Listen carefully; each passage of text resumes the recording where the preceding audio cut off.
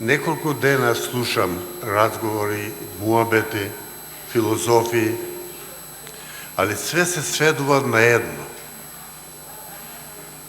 Да одиме во Европска Унија и НАТО. А за тоа знаам ја дека сите мислат да треба да одиме. Проблемот е овој, зашто имам само 3 минута.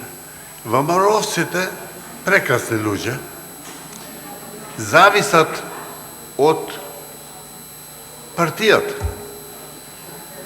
Ја би сакал да предложам нешто практично.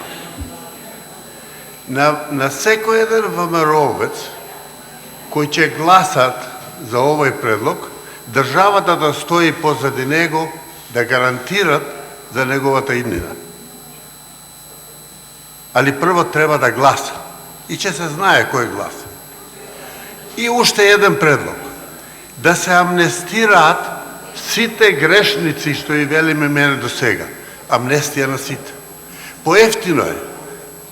Све другото е скапо. Затворските соби се скапи. Храната. Дај да ја амнестираме, да им даеме право. Доста патеа више.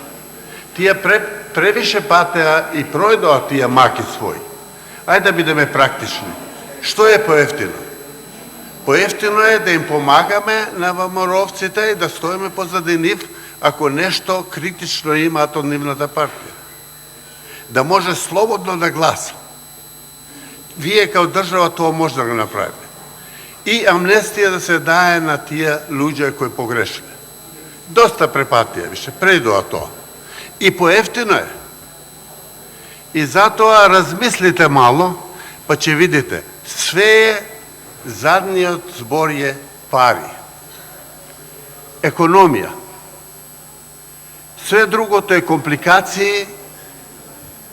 Затоа, драги пријатели, дај да дојдеме да застанеме и да размислиме еднош као луѓе. Нормално, онако, кој еден планински човек. Што се исплатуваат повеќе? Доста тие филозофии прошлоста, цар Соломон, Скендербег, цар овој, цар овој, тоа пројдевше. Сега ни треба леп на астал. Децата да ја носиме во школа. Бензин да плаќаме. Видиш како се мачите неколку стотини километри на ден идете овде, зашто? За пари. Да и нахраниш, да ја направиш тие работи. Немојте да се играте со животот. Бидете практични, драги деца, имам право да ви го речам тоа, зашто вистина сум најстариот овде од вас. Фала ви што ме слушате и немојте ова да го оставите да пројде така. Размислите на ова.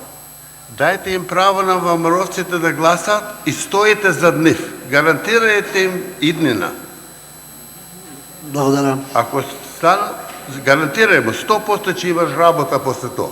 Не да се тресе тој да се секира што ќе биде со него.